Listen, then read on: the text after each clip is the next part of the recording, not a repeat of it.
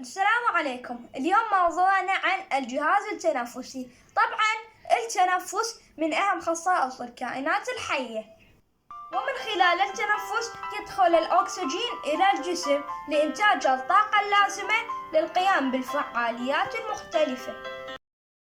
تبدأ عملية التنفس من خلال الأنف الذي يعد الممر الأول لدخول الهواء إلى الجسم.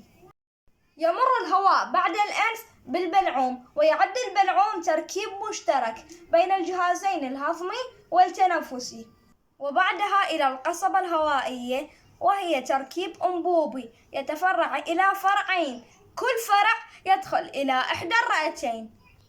أما الرئتان هما عضوان اسفنجيا قوام يقعان داخل القفص الصدري، ويعد القفص الصدري دعامة قوية لتحمي الرئتان التي تضم بداخلها القلب. تتكون الرئة اليمنى من 3 فصوص، أما الرئة اليسرى تتكون من فصين اثنين. ويحد الرئتان من الأسفل الحجاب الحاجز الذي يعد تركيب عضلي يرتفع وينخفض، وبالتالي يساعد على انقباض الرئتين وانبساطهما في أثناء عمليتي الشهيق والزفير. تنتشر داخل الرئتين تفرعات القصبة الهوائية التي تكون كثيرة ومتشعبة. وهسه رح نتعرف على عملية التبادل الغازي. وشنو هذا التبادل الغازي؟ وهو عملية تبادل الغازات بين الجسم والمحيط الخارجي.